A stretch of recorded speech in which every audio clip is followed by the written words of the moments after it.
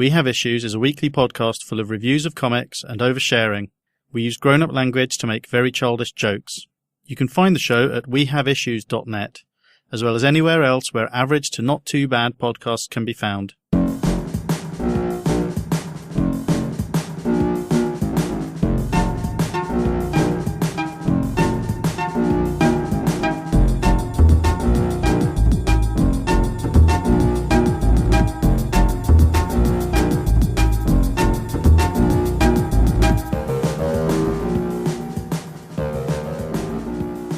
Smoking again.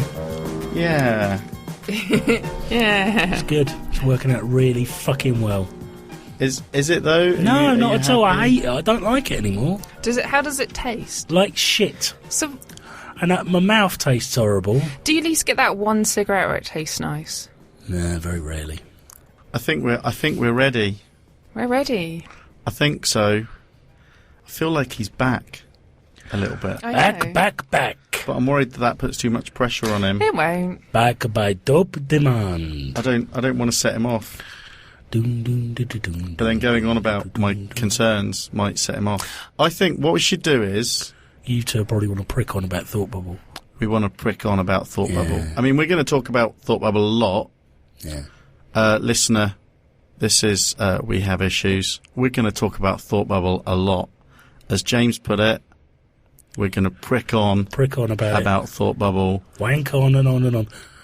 Is it okay if I open my Capri Sun now? I've got an Open your Capri emergency Sun. Capri Sun. I blew Jane's brain earlier by showing her the correct way to extract the straw. It seems like I'm way too aggressive for my Capri Yeah, Sun. you push up with the blunt end and allow the sharp end to pierce the film. I was just ripping the whole thing off. Yeah. Listener, the first voice you heard was mine. That's Nick. The second voice, the Capri Sun fucking expert, was James. And the last voice, probably a bit aggressive, that was Jane. Have you ever double pierced a Capri Sun? Yes. Do you mean you I pierce did it so twice much today. it goes through the bottom? Go through the other side, so it Go goes through. Yeah. It goes through in a diagonal. See, basically what you've got is two holes, the second of which spills all your bloody Capri Sun all over the back of the school bus. Both the Capri Suns I had today, I did that too. So not only am I aggressive in pulling the straw off, I'm aggressive at poking it into the drink. This is my third Capri Sun a day. I'm going to be fucked. I don't understand why you both drinking. Did you hear that Capri Sun were going bust and you want to try and They stop it happening? Asterisk, they don't sponsor our new podcast. Yeah, they sponsor James and Janes of Just Listen. We've managed to secure. That's it. I've been watching. Yeah. Have watched. That's it. I can't even remember. It's so fresh. We've managed to secure the big Capri Sun bucks. The big. I have heard that they are the Only the form with the straw, not the ones with the stupid screw tops. I always think it's very What? exciting. You've not seen Capri Suns with screw tops? No, that's crazy. Ash. Yeah, exactly. They don't sponsor us. That goes against the laws of nature. I always find it's like a refreshing bag of plasma. Health drink. I think a bag of plasma would be refreshing. It would be. Yeah. If you were, say, one of our old friends who we haven't seen in quite some time, Yes, that's or at true. all on this podcast. No, you haven't. No. But maybe one day we will, and it'll be nice. Not today, though. No. All right. Okay. You never know. Maybe around Christmas. This is We Have Issues. We're going to be talking about we're going to be talking about comics in a little bit. It's been a few weeks since all of us have been in the room together. We're not going to address that though, because it's boring. What we're going to do for us to address that boringly, you want to tune in to Nick and I's other show, which had James and I do a podcast called Two Grown Men, which this week was the most self-indulgent thing ever. I'm not going to touch on any of the content of that podcast, except to say that if you like this, share it with people. Move your little finger or whatever away from the like or the favourite button, and go to share or reblog or whatever, or make up or retweet. Make up some rudimentary posters and put them on telegraph posts near where you live. Oh, that'd be good. Yeah. Or every time someone mentions cereal, say, yeah, but if you listen to We Have Issues, it's very similar in terms of how the narrative is being played out, only occasionally they make dick jokes. There hasn't been a murder. Well, we don't know that, do we? Well, Ooh. we know that there's been a murder. We just don't know who done it. A house blew up in Southampton this week. Does that count? Was it anything to do with you? No. Have you got any interviews with any of the people involved? I've got an interview with a vampire. I'd quite like to be a vampire. Would you? Yeah, I don't care for going out during the day. We were talking about this coming down. I don't like going out during the day because it's easy for people to see you and therefore judge you. So I like going out at night anyway. I've had terrible insomnia, so I might as well stay up and watch red letter media videos while I'm not biting necks. And also you get very long life, and because I waste so much of my time, I know that when I'm very old, if I ever get very old or if I ever get a terminal illness, a lot of that sort of dying period of my life is going to be filled with regret for all the time I've wasted. Are you sure you've wasted time, or you're not just doing exactly what you want to do at that time? I don't know if I want to be sat down scratching my balls watching Trailer Park Boys as much as maybe I did today. I want to be sat down scratching your balls. Lovely. I'd like to. I said that out loud. They did get itchy as well.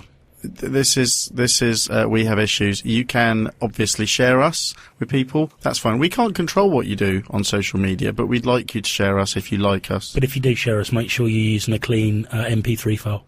Yeah. You got to be careful because AIDS can kill. Apparently not anymore. Can't it kill anymore? They were talking to a dude from 1982 who got it, like one of the first people in the UK. From 1982? Yeah. Travelled in time. Yeah. No, but he got it in 1982. Apparently he's one of the first people in the UK to be diagnosed with it. He looked fine and dandy to me. One of the first in 1982. He was one of the first people who were diagnosed. Yeah, but it's possible people had it before him and they just hadn't been diagnosed, right? I reckon it's like being a mutant. I think there's this idea that it's only been around since the 60s, since radiation, background radiation, but then you'll find there's the odd Apocalypse or Professor X or someone like that who's been around for a lot longer. I reckon AIDS has been around since the pharaohs. So those guys had HIV since 1982? Yeah. To be fair, HIV probably, because it originated in Africa, so it probably was around for a long time. And it's only when it started killing white people in the West that it became a thing anyway, isn't it? I saw a joke. A bit like, I don't know. I saw a joke. Let me see if I can do it. I've got this really, really clever joke about Ebola. Right. But don't worry, you won't get it. No, let's just... that was on Andrew Tunney's Twitter stream, I think. One of his friends shared that. So. Was that meta? I don't... Does that count as meta? It's really difficult. I'm asking you. It's really difficult. If you haven't been listening to Serial, by the way, it's really good. I was avoiding it because everyone was talking about it, and then I thought, all the things I've missed out on because I don't want to be hip. I don't know what you're talking about. It's a podcast. About murder. Murder. Oh. It's like Taggart, but like just talking. Is it American or British? Of course it's fucking American. It's a podcast people listen to. It's American. It's by the people who did This American Life, but it's a series on one story, and it's really, really good. There's no point really me talking about it loads because everyone who's going to listen to it probably already is, except obviously the people in this room. But I listened to the first one yesterday, and I listened to the last one, the 8th one, yesterday evening while doing stuff around the house. And the new one came out today, and I listened to that as well. But I mean, I've always listened to podcasts. I'm not just one of the... We promoted the Rachel and Miles Explain the X-Men podcast quite a lot as well. On a previous podcast, which they destroyed on the moon. Yeah. I'm not just... nice X-Men reference. I'm not just one of those people who's suddenly talking about podcasts because it's cool because serials come out. But it is very good. The problem is, because it's a true story, you kind of already know that you're not going to know the outcome, because otherwise you'd know about it already. What's your favourite cereal? My favourite cereal...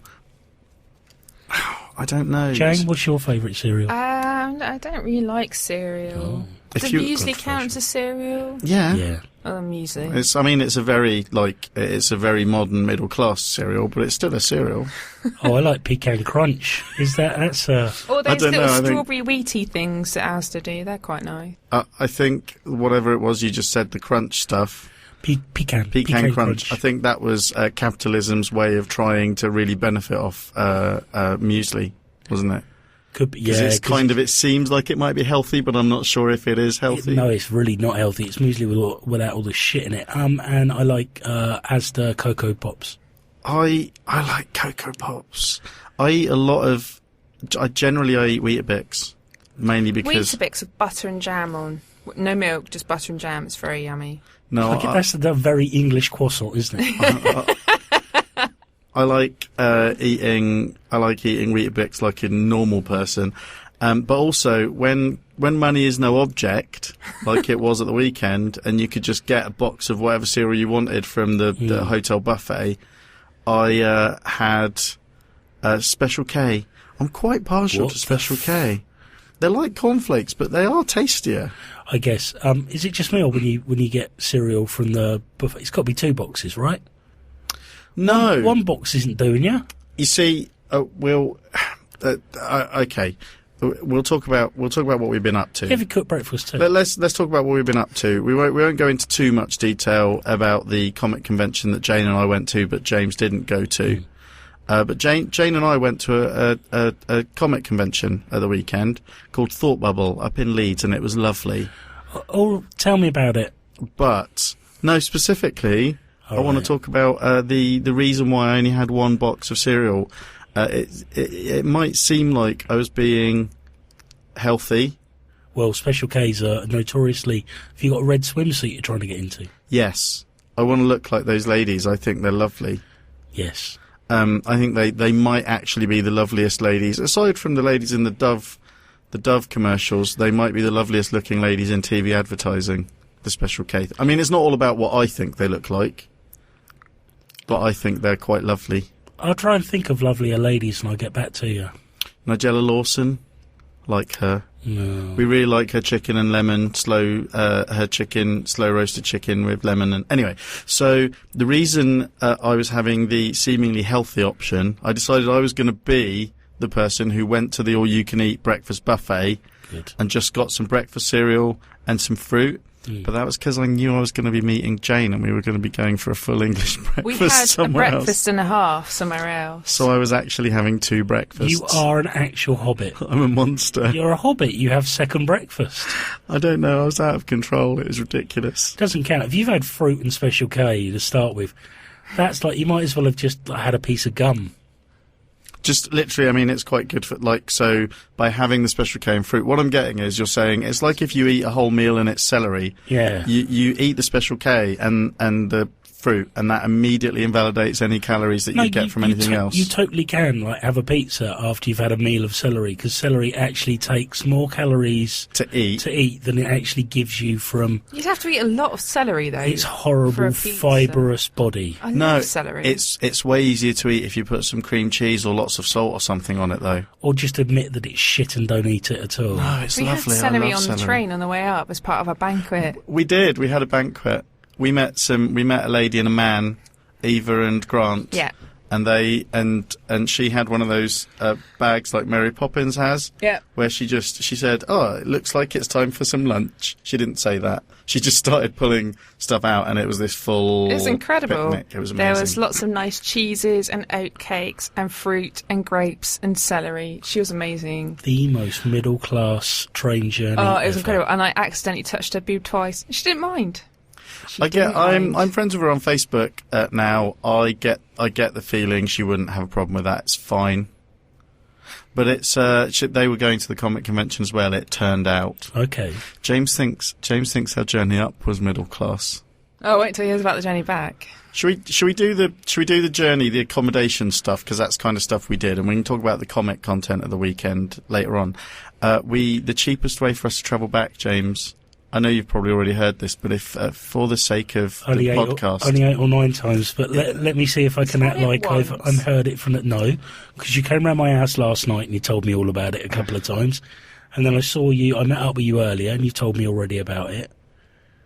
Anyway, sorry. Yes, if you could... tell me about this. I'm interested. I cannot get the sound levels right. Because of some quirk in the ticket ordering process, the cheapest way to travel back was by first class. That seems ridiculous. We should, if it's fair to say, and I think it is fair to say, that Hampshire, the county we are in at the moment, is quite middle class. And the bottom part of the country is more middle class than the topper part of the country. There's no getting away from that. Yeah. It will probably confuse matters to say that the only luxury we experienced at any point over our weekend all happened very much north of London. Yeah. First class means something different from Leeds to London than it does from London to Southampton, which is very peculiar. It is. It also means something different on a publicly run service and a privately run service. Is the Norvey one publicly run? Yes. Oh, that was East Coast Trains. Yep, East Coast Trains was lavish. It was extremely luxurious, very, very nice, really lovely staff. Got lunch, got drinks, everything. It was odd. It was quite a confusing experience. I think that probably Jane and Steve, life partner Steve, was also there. You probably felt the same way as me. You didn't like to take anything off the trolley the first time it came round because you weren't sure if they were going to charge you for it. Oh, no, I didn't have that issue. You didn't have that problem. See, I still have that problem. James, everything's free. Yeah. Well, I mean, you've paid for it. But it's all like you can have sandwiches, you can have a hot meal, you get glasses of your drinks. I wouldn't have taken it. I was at a friend's house earlier, Jane, and I could have had a whole bag of peanut M&Ms to myself, and I chose not to because I didn't want to seem greedy in front of her, even though the fact that I'm clearly obese. That's just such... I bought them for him, and he was too scared to open them. The man on the man on the table opposite the food came round, and he said, "Oh, can I have some?" She said, "Would you like a sandwich?" He said, "Yes." Could I have chicken? And she and the waitress and his wife both said at the same time, "The chicken's not. It's like a chicken breast. It's actually a meal. There's not chicken sandwiches." So he said, "Oh, I don't know." And the lady pointed one out to him. Let's say egg. I don't know if it was egg. Egg. And they were all laid out in triangles like you get in meetings, like overly catered meetings. Yeah. And he said, "Oh, I'll have egg sandwiches then, please." And the lady said, "How many would you like?" Oh, yeah, 2, 3 or 4. And he said, I think he was as surprised as I was. Everyone said 2. He said 3. Okay. I think just to see what happened. And she just scooped him out and gave him. There was no question. Fucking hell, first class. I think first class all the way. Someone at work tried to berate me. Only for East Coast trains, though. We have to stress, only on East Coast trains. Southwest. Southwest trains was horrible. It wasn't very nice. The chairs reclined, but Jane's, I think, reclined. It was broken. It was just broken on its own. And she went to pull the curtain, because you get curtains in first class. She went to pull the curtain across and lean her head against it, and Steve shouted, "Jane, no!" It was filthy. Our headrests were really disgusting as well. Yeah, to the point you don't want to put your hands on them, let alone your head. I think James is disgusted with the opulence and decadence of us going first class. It was actually worse than being in a normal carriage. We should have just gone to a normal carriage. It was worse than being with the plebs. You see, one of my colleagues tried to make me feel guilty about this, but it occurred to me, although I didn't point it out to him, he said, Oh yeah, I can't. He listened to me saying that the southern one, if I'd known it was maybe if I'd said, it's publicly run, like East Coast, publicly owned, and kept it, that would have proved a point that he was more comfortable with. I don't know, but he said, I don't agree with first class on trains. It's anathema to me.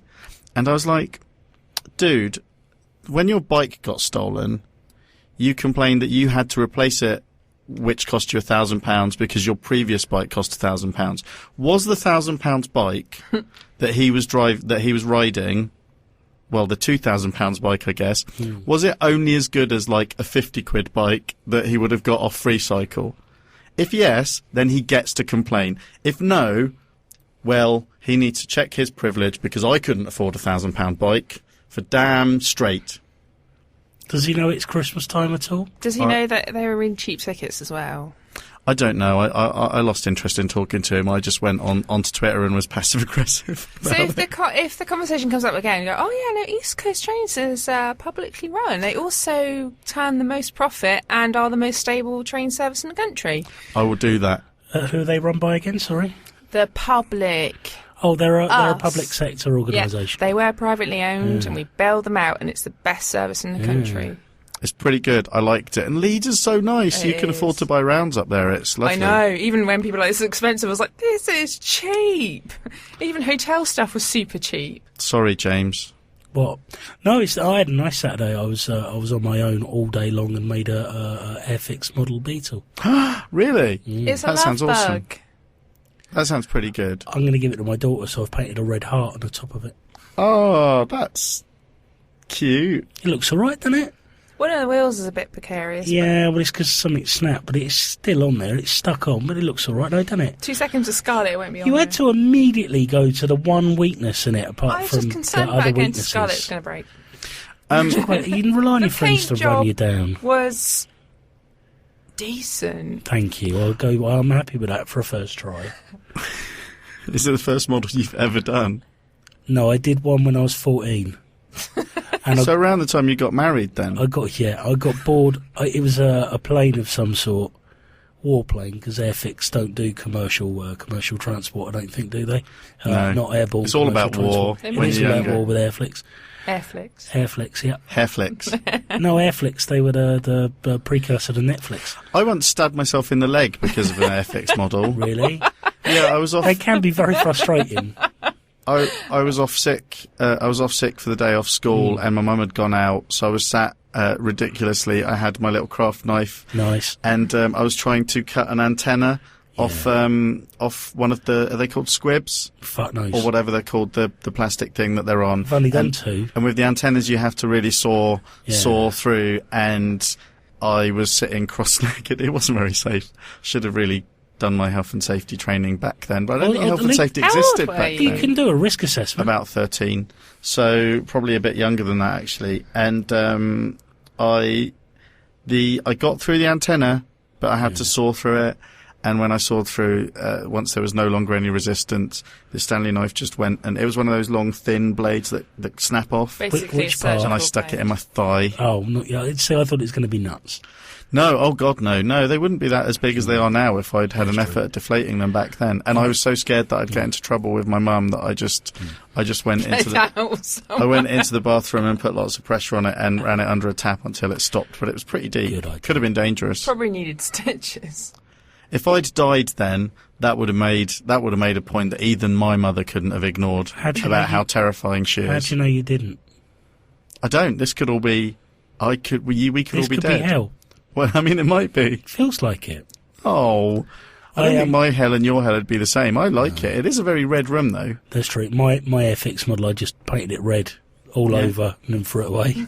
I didn't care for it once I'd done it. Even back then, you were very socially aware and thought it's a war. It's an instrument of war. No, I was just very disappointed with myself. Oh, so you weren't covering it in blood Yeah. and. No, I looked at it and thought, well, you've ruined that, haven't you? Threw it away. Why didn't you just paint over it? Well, that didn't occur to me. We are. We are. I feel like we've gone off the point a little bit. Comics? Something about comics? Yeah, we are a podcast about comics. We'll be talking about those in a minute. You can talk to us about comics. You can follow us on Twitter at IssuesPod, ISSUESPOD, or by talking to us directly. I am Nick Sight. Jane is. Cover Jane. Yeah, it was difficult. You almost forgot it there Yeah, for I a did. second. James is. Roman Polanski. Yes, James is Roman Polanski. You can also email us at issuespod@gmail.com. We've got a Facebook page and other stuff. I think there's still a Tumblr. I need to get on posting that. We also post all of these episodes on YouTube and on SoundCloud as well. You'll find links to all of those on the site. The site Yeah. is wehaveissues.net. We should have a PO box for people who don't have access to the internet can write in with a self-addressed envelope. We can put the CDs, put the show in there. No, just or put just the the show in MP3. there. Just put the show. Put the show in there. Okay. So hold open the envelope whilst we're doing the show and Yeah. then seal it afterwards. Yeah, that's exactly what I'm talking about. We can't. I mean, I think I like your initiative, Thank but you. we couldn't just have one because I think demand would be too high. We'd have to have envelopes We'd have to lined up employ in front of people us. to open up the envelopes for us. We'd have to have a number of envelopes. Maybe we should sell up Numberlopes. we should sell up a Kickstarter. That's not a bad idea at all.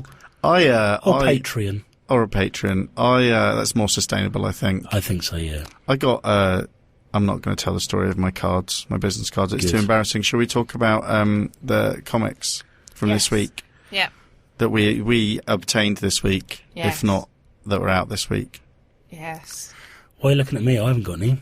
Oh, okay. Jane, where did you get your comics? I got my comics at ThoughtBubble. Did you? Yeah. Is that the comic convention in It Leeds? is. It's also part of... Is it part of the Leeds International Film and Arts Festival or something? Part of the Arts Festival, yeah. Yeah. Yeah. I think if James says it, then it's probably true. Is it still in He's known for being accurate. Is it still in Savills Hall, or are they pretending Oh, that... no, it's called New Dock. They're pretending New that Dock didn't Hall happen now. up in Leeds now, are All they? his faces have gone. So his little Jim will fix it car's gone. The little, all of it it's is a shame. completely bare. It is called the New Dock Hall now. I think they've decided the one thing that's notable is they haven't named any of the places after people now. Sensible. So that's New Dock, and it's Royal Armouries across the way. There is no Cliff Richard Place. I mean, just in case. Or Any given politician from the 70s, apparently. There was a TP. there was a TP. What Jane means is a sort of a tent-style, marquee-style place, as opposed to just a big toilet paper. I thought, far be it from me to criticise, but That's not true. It looked awfully like a gazebo to me. But they called it a Gazebo. TP. Yeah, which is, I'm not going to pass judgment on naming conventions, but I'm very straightforward, man. I call a gazebo a gazebo. I'm not entirely Quite convinced. solid doors. I'm not entirely convinced English middle-class people know the best way to describe a Native American. Well, Like, then, if we it- use the word TP, but I don't think we're ever actually If it had a solid door, it's more like a yurt. a collapsible yurt. Yeah. Yurt. A yurt. What's a yurt? It's like a Mongolian tent. Oh. Yeah. There's a song that Adam Buxton does, which festival song. which is instructive about yurts, called the Festival Song. You can get them collapsible, apparently, Nice. and there's a medicine tent in case anybody gets hurt. He rhymes Yeah. yurt with hurt. That guy's a fucking He genius. is a genius. So you got comics Yes, at the I convention, did. The festival first- convention. What part? The hall or the TP? I got these from New Dock Hall. All the famous people in the TP. The first book I'm going to talk about is called Deep, and also, listener, Deep Shadow Talk makes up a new comic from the names of my comics. It makes more sense if you can see what she's done. She's got all of the comics next to each other, and they've all got one word names, which is quite cool. And it says Deep Shadow Talk, which is the porn version of every single one of these comics. Interesting. It's true.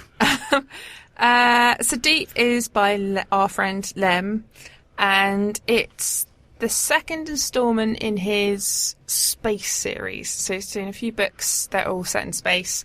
This one is about a flight engineer, Ida Jameson, and a science officer, Adam Lawrence. Adam is on his first...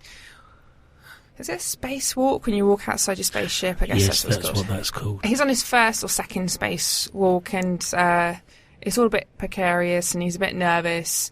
And Ida's talking him through and trying to help him through it when he gets struck by an object and sort of floats away from her and the rock that they're on. I'm not going to go into too much more than that because it's changes quite a lot from there. It's very ambiguous as well. Yes, it is. I can't help but notice that he drew in yours. He did. Didn't even put his signature in mine. Oh. To be fair, he was sharing a table with Jane's life partner.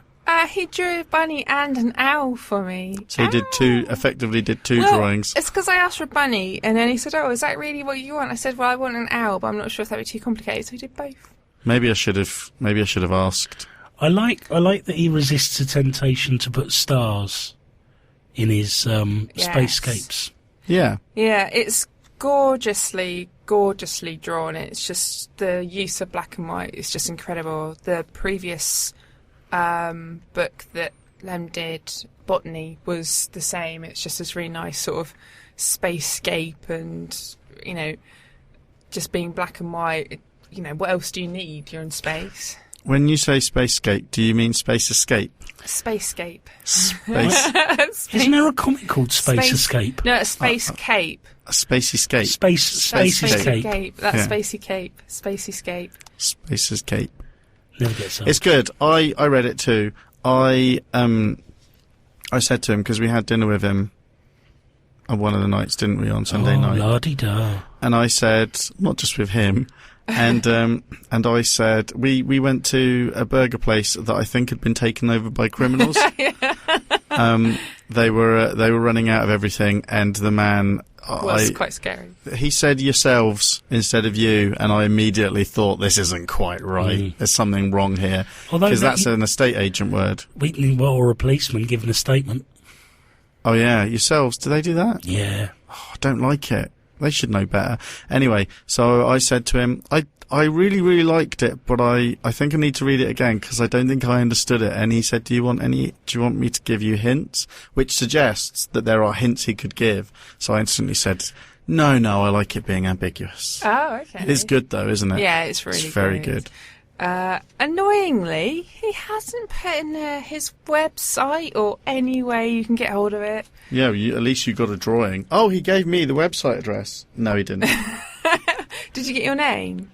No, I didn't get nothing. I did bring him lots of food and drink, so that could be why.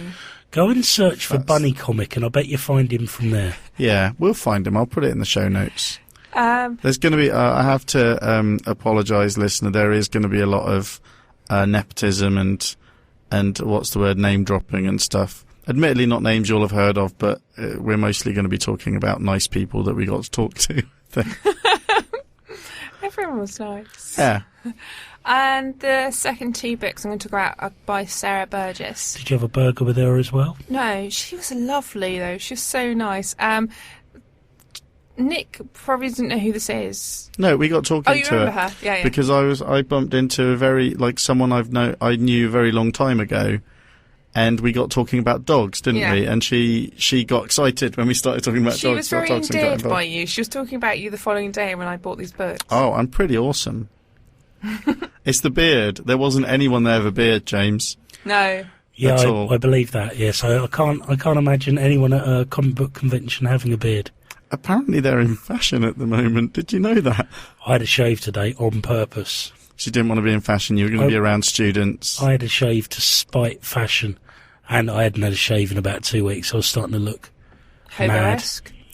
Well, you saw me last night. Did I look hobo-esque? Oh, no, you didn't. Actually, I didn't even notice you hadn't shaved today. Apparently the H, when you say it in England, is silent, so it's oboe. Oboe-esque. Oboe. I thought that was a woodwind instrument. No. And fucking hell, Jane. Anyway, we call them tramps in this country. Oh, what's wrong with hobo? Except that apparently the P is silent in that, so we actually call them trams.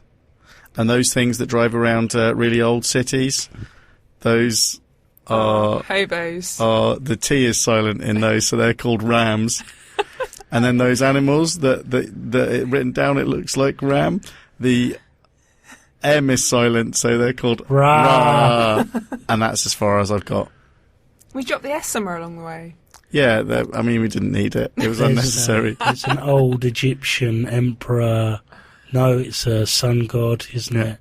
But we don't. We drop the R and we call them Yes.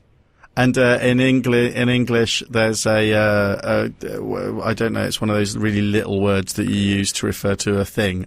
Except stupid now. Yeah. Sorry, anyway, so I got embarrassed because you said that she even remembered me. She did People remember you. She me. remembered the talk about the dogs, and she said actually she'd been thinking about it later in the evening, so you left quite an impression on her, Nick. Oh. And I can't do impressions, so that's funny. Wow. She was very lovely, and I bought 2 books from her. The first I'm going to talk about is Shadow, which is about a boy who's in the desert with his shadow. And he's having to say goodbye to his shadow because the rain's going to come in. And he doesn't want to say goodbye to his shadow, but his shadow is saying to him, well, surely you're pleased that I'm going, that there's going to be rain. Why are you so sad? And the boy's like, why are you so eager to leave? The shadow leaves, and then it works out quite nicely for the boy in the end. Really, really love Sarah's artwork. It's really cute, isn't it? Cute. I like her faces. Yeah, the expression and the feeling that she can sort of convey in quite simple way. Not as simple as in her drawing simple, but there's not lots of detail. Yeah. I guess detail's probably the best way to put it. There's not lots of detail. This is just a black and white book, and it's got some nice gold swirly stuff on the front, which I really liked as well. Looks like it's hand done. These these 2 books and Lem's book are like that, and the A5 format that the small press loves. I picked up lots of that sort of thing. A lot of small press people are starting to do more American-sized comics. I guess it's become cost effective, and there are printers that do it. But I still really like the A5 format. Yeah, I really like the A5 format. Still plenty of it about, but it's more an aesthetic choice now, I think. I like it. The second book is Talk, again by Sarah Burgess. This one is got this really, really gorgeous. It's a silent comic about communication.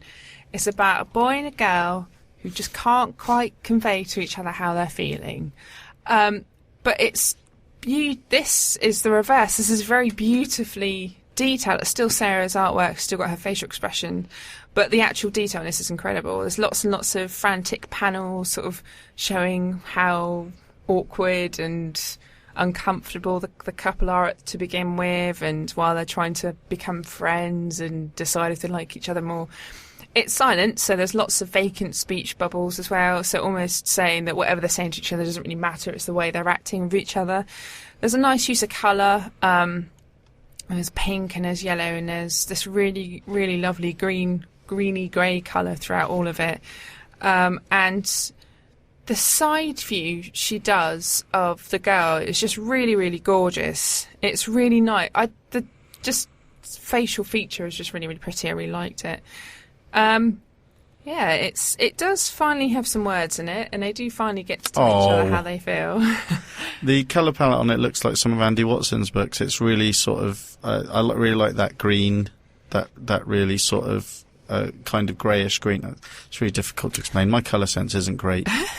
And in spare time, Sarah is a trained muscle man and a psychic 80s warrior.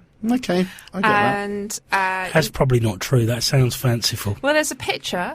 So that sounds like it might be whimsy, It Jane. would lead me to believe it's true. She also sparkles, which is nice. You know, that's a drawing. I mean, that's no guarantee. It's not a photograph. It's a lifelike drawing. Jane doesn't really understand that whimsy and reality aren't the same thing. Oh, sugar, sorry. And I you haven't know met that better than anyone. That's true. I haven't met the lady, so I mean, you guys would know better than me. She was very nice. I liked her. She looked like a bodybuilder?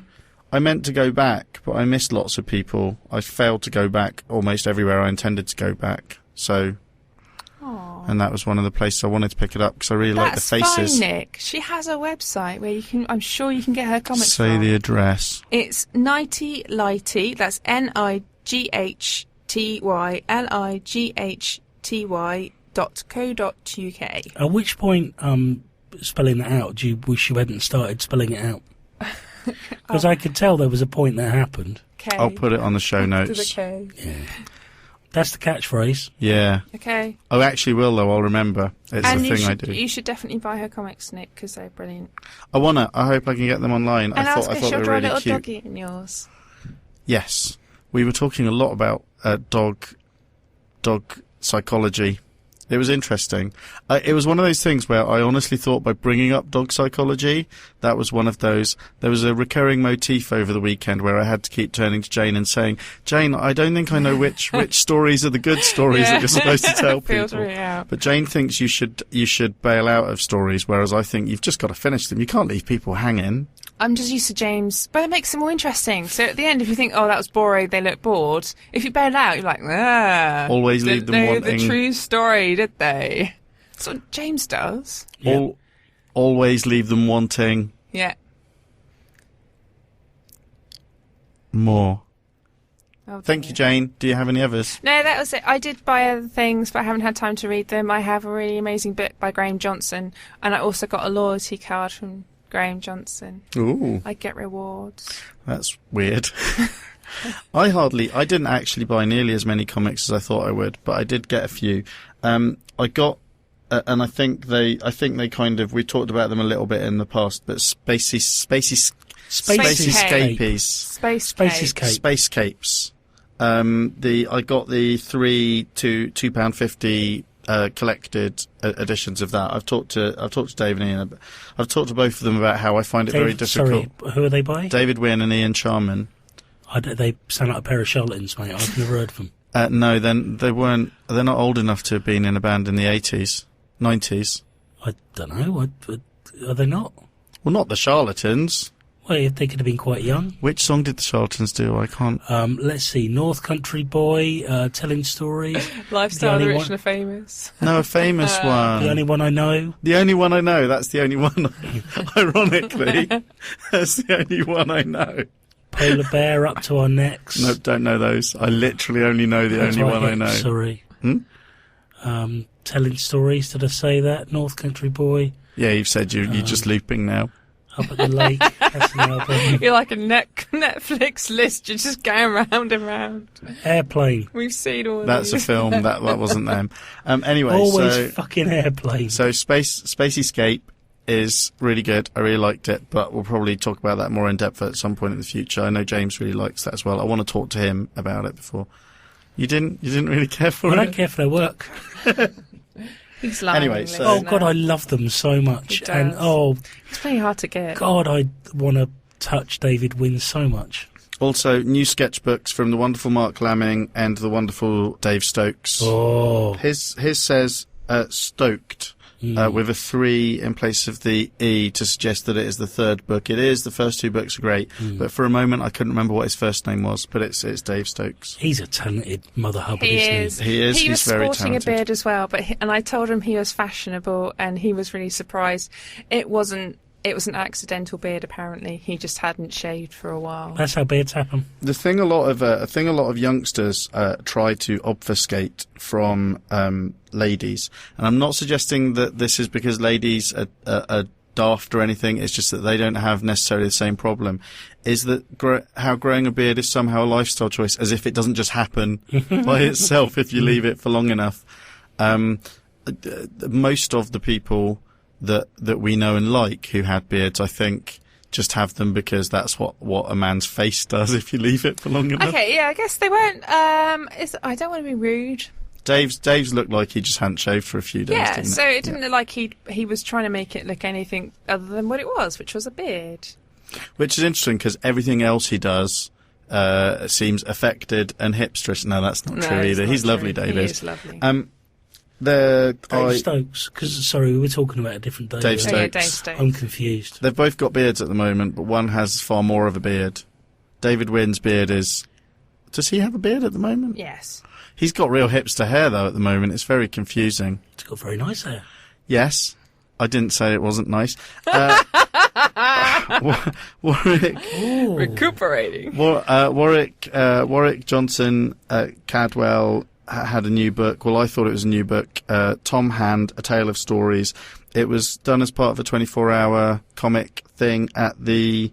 I guess it's the Lakes International Comic Art Festival, which I think is relatively new. It is. That I heard people talking about that after that had some very positive comments made about it. I saw on the social media site Twitter. I don't remember seeing those, but this book, if this is the sort of work people are doing there, It's really lovely. It's a story about salty old fishermen and the tall tales they tell, and it's really good. He does some really good work with because one of the things about Warwick's style is it can be quite chaotic. So and this one shows quite a lot of restraint in just the conversations. When there are three people around a table, he keeps it quite simple, and then when they're telling the stories, it goes all big and full page and stuff. It's really cool. Also, there was a short comic. He says it was only 8 pages. I felt like it was more than that. There's a short comic by Robert Ball. He claimed he hadn't done anything new for this convention, but I hadn't seen this before. He did the Winter's Night. A comic called Winter's Night, I think. He's done one volume and he's going to be doing another one. This is a very short. It's basically an adaptation of is it a poem or an old story about Bluebeard? I don't know. Not Blackbeard, Bluebeard. It's told from the point of view of a lady who falls in love with this soldier, this very rich soldier. He marries her, and then he goes straight off to war, and he gives her a key, which he says, you can unlock all of the doors. This key unlocks all the doors of this mansion, or he gives her a bunch of keys. But you mustn't, there's this one door that you mustn't unlock. And she waits for him to come back from war, but of course her curiosity starts to really prick at her about this room. The storytelling and art in it is amazing. He said, when I said to him on Twitter that this is amazing, he says this is mainly a test for the next volume of Winter's Night. So I think the thing about comic artists is it always amazes me what they think of as disposable. Oh, yeah. He literally just pulled this together. It is one of the the visual storytelling is great, but it's also one of the most gorgeously composed things I've ever seen. The pages, each page, as well as telling a story, along with the very poetic text. It is also an amazing black and white picture in its own right, an amazingly composed page. There are flashes of colour, but for the most part, it's black and white with splashes of red or blue to point out particular bits of the story. When we met Sarah Burgess, she was actually standing next to a chap who recognised me, and I had a moment of not recognition, who used to work in a comic shop here in Southampton and then moved up north, I think, to become a teacher, but also now he's doing comics and stuff. The book that I bought off him is this big newspaper-sized book called Die, Boo, Die, the horror comic for kids that dare to read it. The dare is in red. Oh. You know it's scary. Well, that's nature's warning colour, isn't it? Yeah. Yes, it is. It is. Or is it? I don't know. I think it might be. Or maybe it's yellow and black. I don't know. Jane? Yeah. As well as Warwick and Robert Ball, who have pages in this, there's a story by Paul Harrison Davis himself, who is the chap I was talking to. There's a gorgeous-looking story written by Rob Davis with art by Simon Gain, who I love. He did an amazing Godzilla comic. Basically, he's the reason why I picked up a Godzilla comic a couple of years ago. Amazingly detailed work, but everybody in this is really, really good. And the stories are kind of a lot of fun. You can see how you could read this with a kid, but it does that thing that we all kind of hark back to from our childhoods, but isn't that visible in most kid-oriented stuff now, of being quite gory and a bit gross. There's a Roald Dahl-esque nastiness to some of the stories in this. It's just great. One of my favourite bits is actually by Paul Harrison Davis. It's the easy and utterly inadvisable guide to dressing up like a zombie. But there's also a story by Jonathan Edwards, which is really nice. Some of the stories are properly creepy. Triple Jumper. Yes, yeah, him. Some of the stories are properly creepy. Good. I like it. Kids should have creepy stories. I actually got quite a lot this week. So I also want to mention Cross, which was a bigger book. I can't remember how much I paid for it. Edited by Disconnected Press, which is headed by Lizzie and Connor Boyle. It's basically a political satire. It's an anthology. Yeah. But it's on the premise that there aren't really. We're in a time in this country, especially, where political satire it would seem to be a really good time for it, and yet there isn't that much of it around. Kind of ignoring the Chris Morris and Amanda Iannucci school of political satire a little bit by saying that, but like the much broader brush stuff. Hey, Chris Morris hasn't actually had a new project since Nathan Barley, no, that's actually a very good point. It's kind of very nostalgic for the days of Spitting Image and the New Statesman and stuff like that in this country. That Bremner, Bird and Fortune. And Bremner, Bird and Fortune. And it's sort of, it's at that level. And to be honest, I haven't always gotten on with that sort of broad brush satire. So I feel like I really enjoyed this book. It was great value. It must have been, because I can't remember how much I paid for it. I will link to the site so that you can get this yourself. Lots of really amazing creators. And I really enjoyed it, even though the satirical side of a lot of it, or the humour of most of the stories, didn't resonate with me. But I'm aware that I don't have that high a tolerance for it. But the art in this is absolutely amazing. I think that, is there an actual credit list? So is it written and narrated by different people then? It's written and drawn by a bunch of different people. Drawn in. Some of my Don't be sorry. I think my favourite stories. There's one written by Tom Eglinton with art by Verity Glass. All of the stories look so good. But this one's written by Tom Eglinton with art by Verity Glass, called "It's a Shit Life," and it's a pastiche of "It's a Wonderful Life." Oh. But a lot of I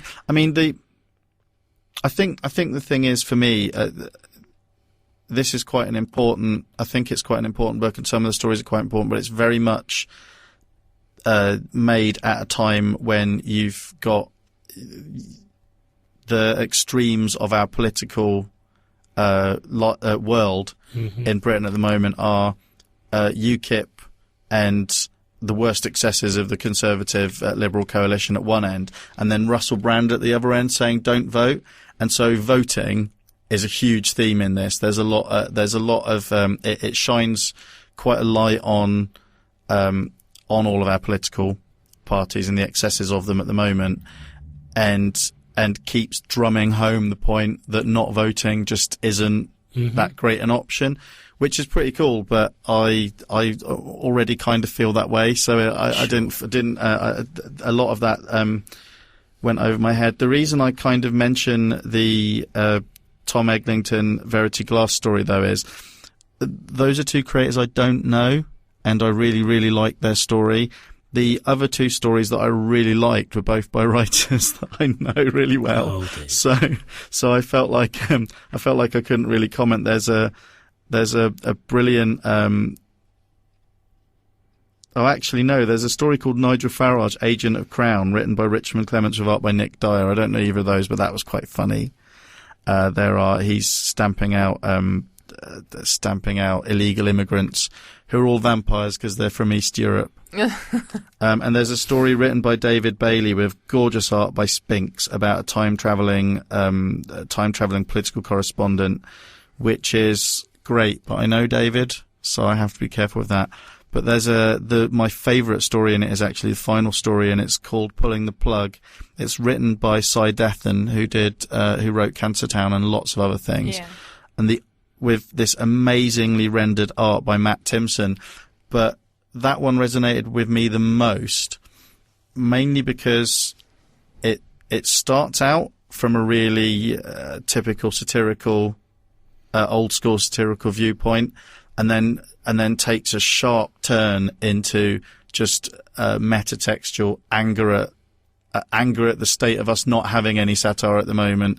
Ties it into the fact that to the recent fact of Rick Mayall's death and stuff like that, and talks a little bit about the New Statesman, which I really need to go back and watch because I feel like I loved it when it was on, but I haven't seen it in many, many years. But it was of its time, wasn't it? It was very of its time. But it might be of this time as well, now. Yeah, that's a good point. I don't know.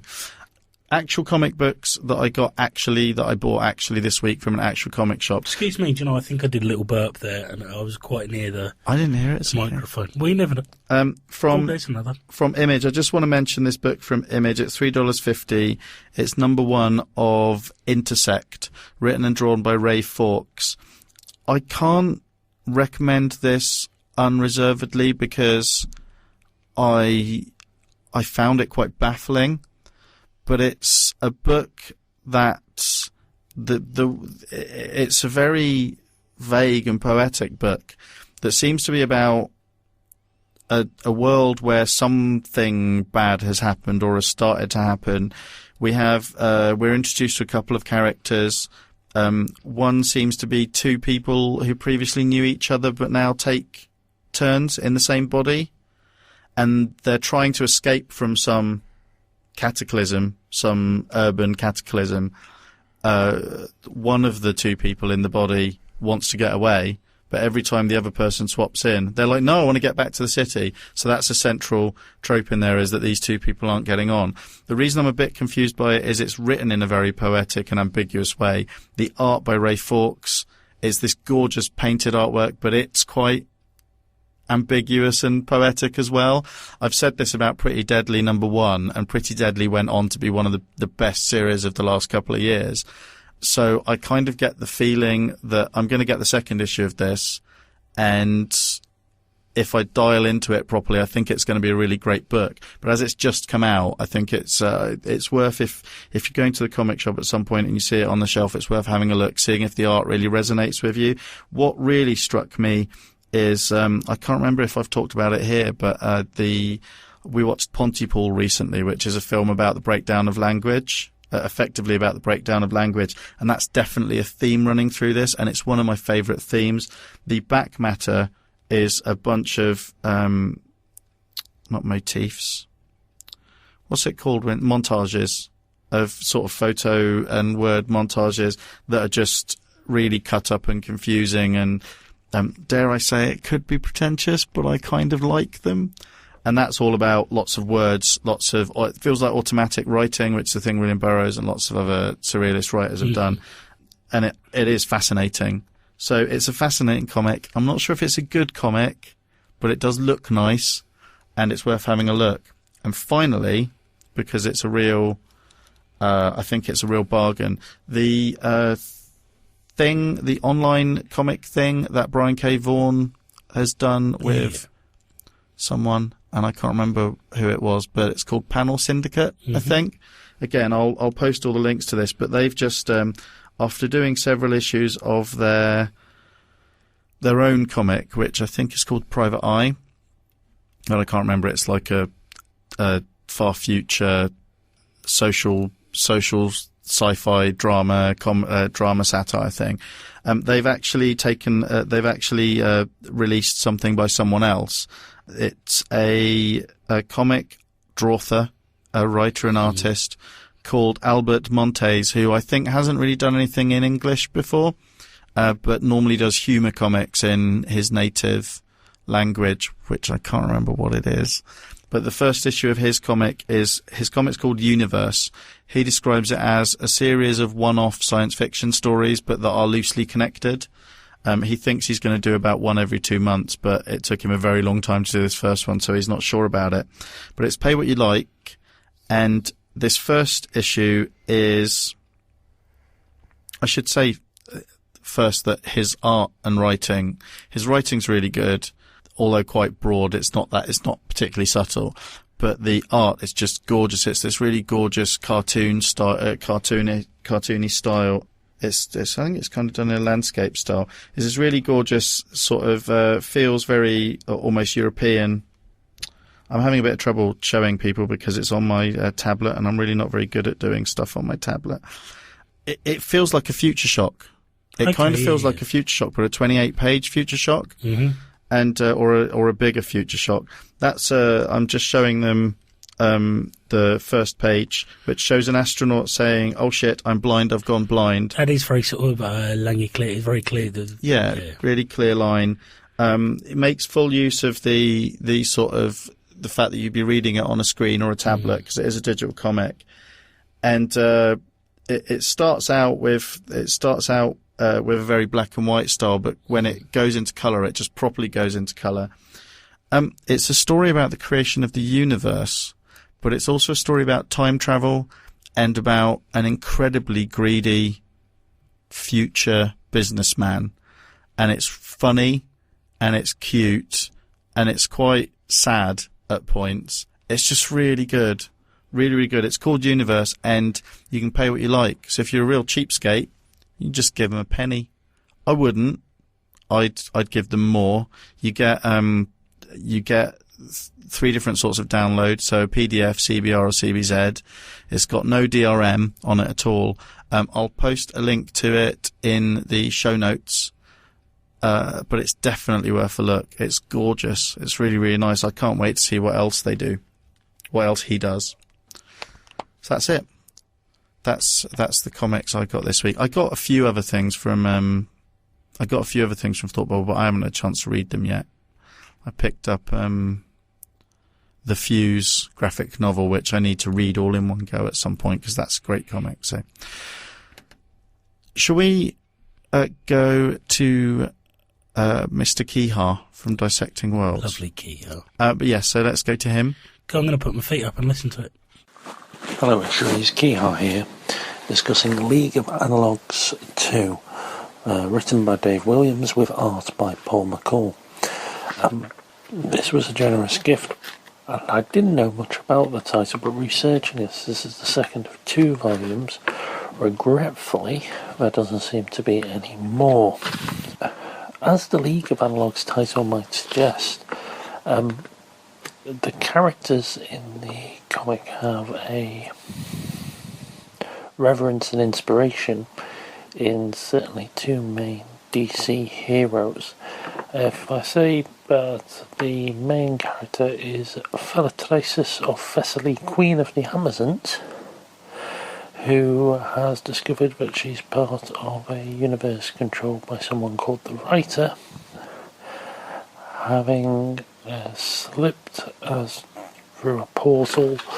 She encounters a ex-brooding vigilante whose technological experiments has led to the doom of his world. He may have something to do with criminals being a cowardly and superstitious lot. When I read the initial story so far and sort of stuff by the writing, I thought, this is going to be so nasal-gazing. But to be honest with you, it's not. It's not at all. It's a really punchy, fast-paced story. It gives a lot of plot. The framing and blocking of the scenes is great. There's a lot of use of proper, if you like, comic book angles, but it doesn't seem a matter of artifice. There's nice use of different styles of colouring, so like flashback scenes for the Batman analog. I've got like a speckled old 4-colour comic style to them, whereas the contemporary stuff has more of a digital colouring effect. It's clever stuff, and it's a grand shame there's not more of it. I've mentioned the sort of framing and blocking of the art. The panel composition is very flexible. The what's the way to phrase this? The draftsmanship is good. The character designs obviously give a nod to their inspirations, but are unique, functional, and aesthetically pleasing in their own. The only thing I have a bit of a problem with are the Queen of the Amazons' boobs, but I think that's actually the way the costume's designed. Everything else is terrific. So, I think you can still get it digitally, and I'm very tempted to get volume 2, although the completist in me is kind of annoyed. Dave's got a proper grown-up job, and it's unlikely we'll see more. So this is Kehaar, Dissecting Worlds, signing off. I love Kehaar reviews. Thank you, Kehaar. One of the things I love most about them is there's a real gonzo element to them, where listeners will have noticed that there's the sound, the situation he's doing them in always seems to be different from week to week. And that's because he's literally doing them whenever he can grab a spare minute on his phone, which I think is quite cool. So in the past, on the previous podcast we did, we would get them from the bus stop. Sometimes he'll do them in the room while his baby's trying to sleep and stuff like that. I love it. So anyway, thanks for that, Kehaar. That's great. We should talk about ThoughtBubble a little bit. We won't talk about it loads because we already have a bit and we don't want to rub James's nose in it. I could leave. No, we want you to stay. Jane. Yes.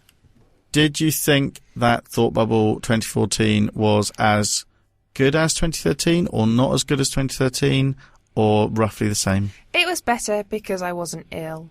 Yes. No, that's true. It was a very good ThoughtBubble. It was the 8th annual. Have they been going that long? Yeah. We've been going for, 4 years? 5. This 5 is the 5th year we've been. So it was good. It's now progressed from 1 hall on 1 day to 3 halls on 2 days, or 3 venues.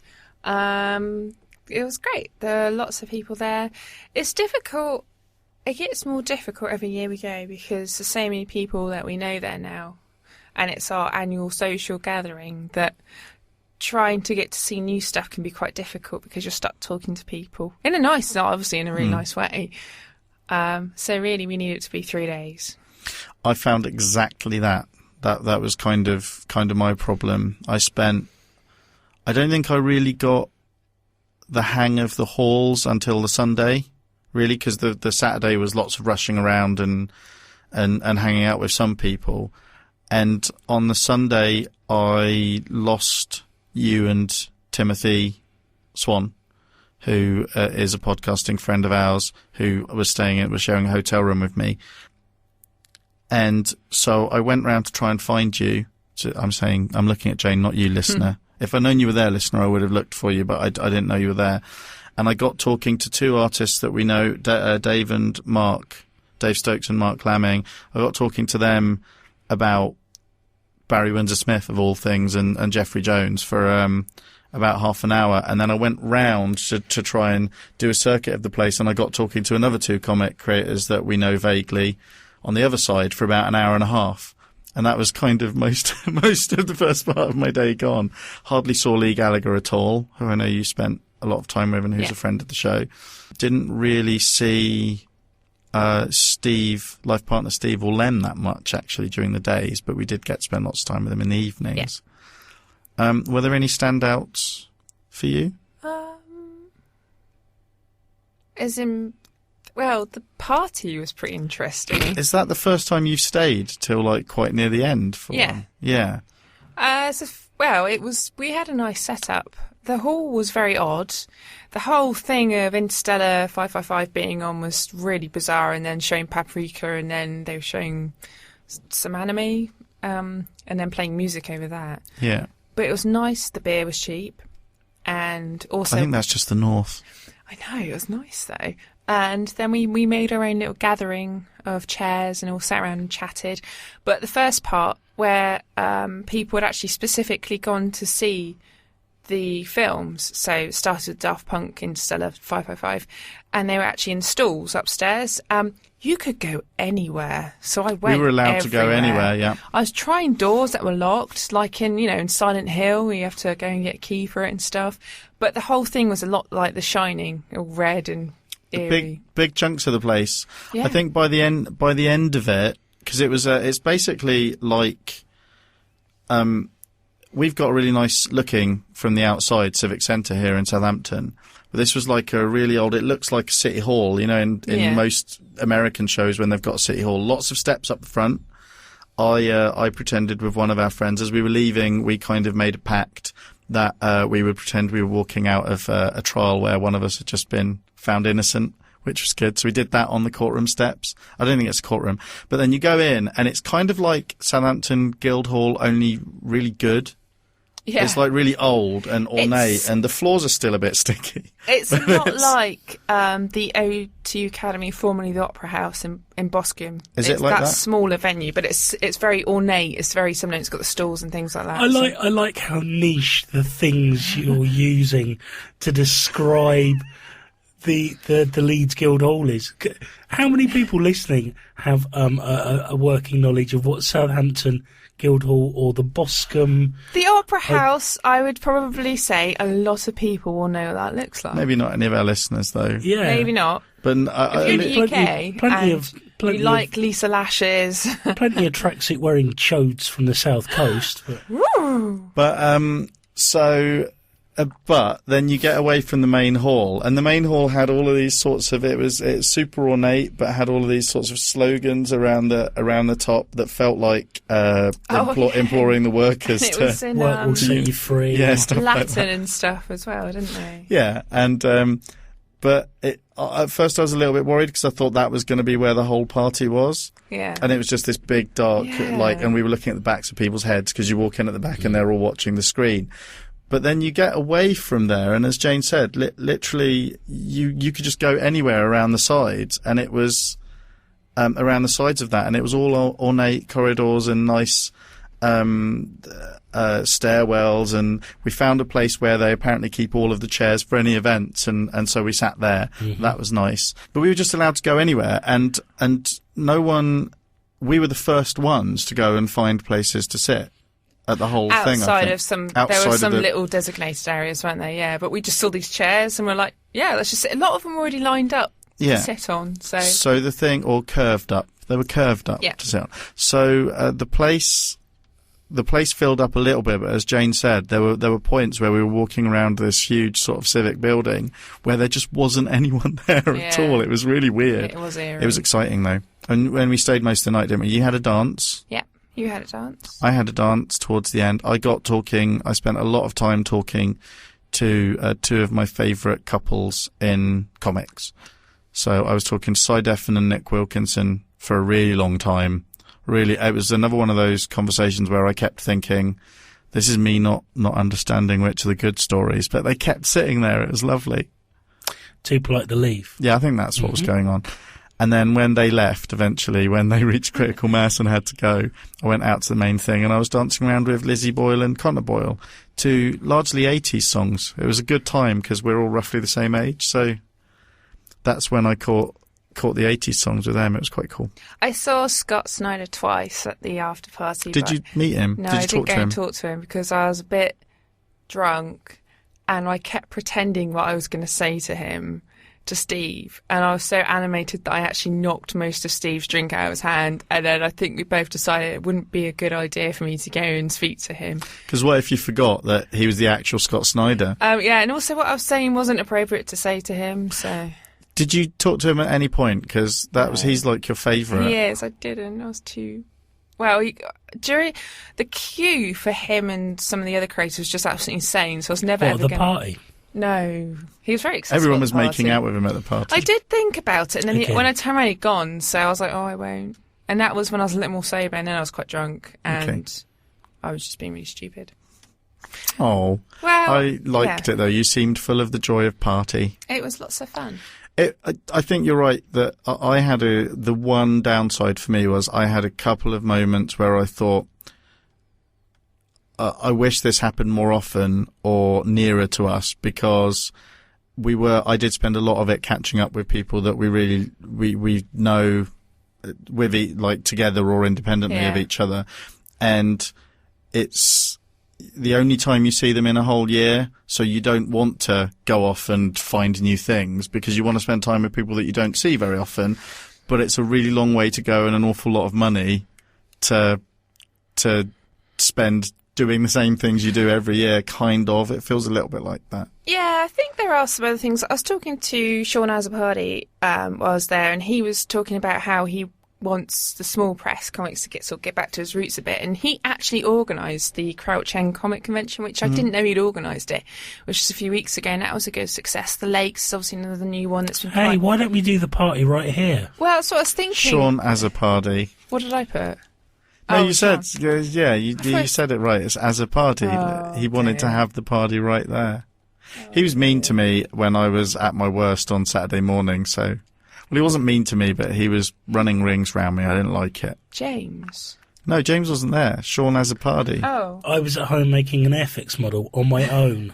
I wasn't with no company all day. I wasn't sure if you phoned up Nick just to be My daughter went to her grandparents, my wife went to Devon, and I sat there all alone in my pants making an Airfix model. Oh, what have you That got sounds glue like on a your pretty leg? good weekend. It's not glue, Jane. That does sound like a pretty good weekend. It was great. Because I was sharing a hotel room with Timothy Swan, I wasn't nearly as debauched as I normally am. And I quite liked it. It was nice. I didn't have any comfort baths or showers. There Did you wasn't feel a bath. decadent? Well, it's kind of the opposite of decadent. I was less like a Roman senator than I have been in the okay, I past. suppose. Normally, I'll just wander around in a towel or completely naked if I've got the hotel room to myself, or if I'm sharing it with James.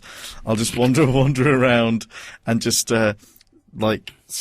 slap things with my penis, slap things in the hotel room with my penis. But Turn the TV on. because Timothy wasn't there. The top of your balls and the very, very top sides of your leg. That's what you slap with your penis.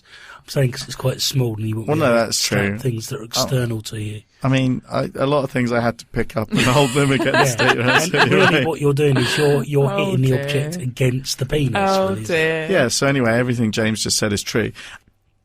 But normally I do that, but because of Tim, I was kind of forced to be more like a normal, decent human being. And I felt pretty good afterwards. It was quite nice. I should say, although I spent time with I think we spent time with lots of our friends and lots of other podcasters and stuff like that. Really, Tim it was pretty amazing spending so much time with him. Yeah, he was amazing. He was really lovely company. I really enjoyed spending time with Tim this weekend. We manned Mike Giorgio's table together and survived Oh, it. you did, didn't you? Yeah. One of the few things I did that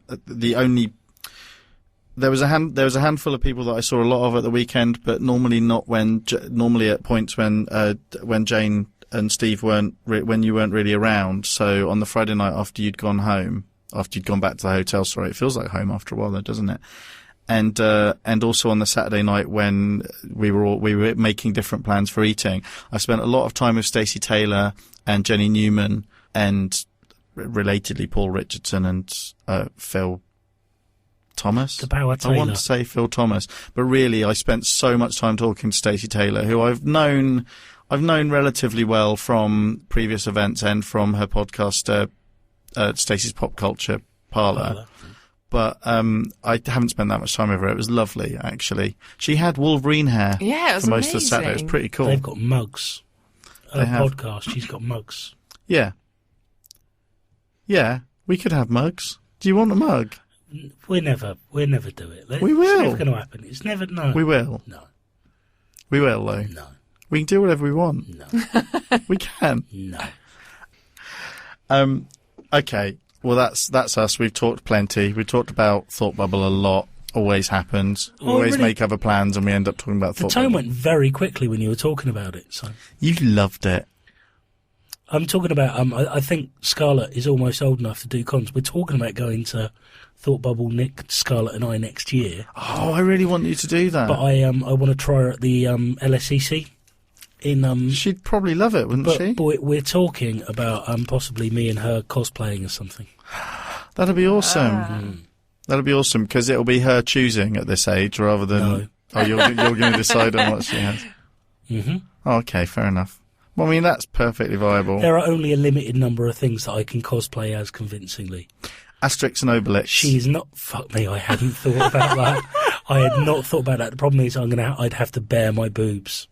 Does he have his boobs out? Yes. Oh yeah, he does, doesn't he? Yeah, He's got that corset. Those breeches. No, they're Oh, breeches are they that come up to breeches? just under his boobs. Like Captain America. It's kind of like Captain America's thing that goes round. He's exactly like Captain America.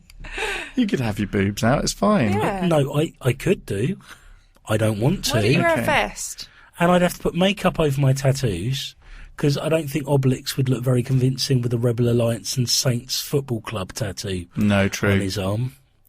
And I've got hairy tops on my arms, unlike some film stars. And I don't know how to put foundation on. I don't know I if can I should help. shave. Yeah, I've got the same problem. Yeah, no, never mind. I was going to be really crude then, and I thought that's actually going to sound quite misogynist. So I backed out from that comment. It's good that you noticed that that's what you were going to do. Yeah. That's self-awareness. It's good. That's all people need, really. Yeah. Some people say I've got too much. Yes, I think so. I would like you to go to LSCC. I would like you to cosplay. I really want you to go to ThoughtBubble. We would like to. We were talking about it. We had a friend of ours came round last night for tea, and they went to ThoughtBubble. They were talking about it, and I think Nikki seemed reasonably engaged with the idea. She likes my suggestion. Oh, yeah, it was you, wasn't it, that came round? What was your suggestion? About renting an apartment. Yes, we should do that. That'd be lovely. Oh, yeah. That's what Nick That's Nick what did. inspired me. Ultimate hipster statement, that, isn't it? What? An apartment? I think it's cheaper. Okay, well, we should do that. We'd like to do that. And you can have my child running around being precocious. Well, I mean, yeah, I think the more people with children, I would like to know how people with children up there manage going to the party as well. That's my main concern. Well, I intend to leave my wife at the apartment. Oh, okay, yeah, that'd work. Yeah. Okay, that's the plan for next year then. Do you want to do a Kickstarter? Should we do a Kickstarter to get you, or do you think you'll have the... Don't patronise me with your fucking disposable income. It's called a Patreon. Yeah. Yeah, don't you patronise me. I think that's us. Thank you for listening, listener. Thank you for contributing, Kehaar. You're awesome. And should we go? Yeah. Bye-bye.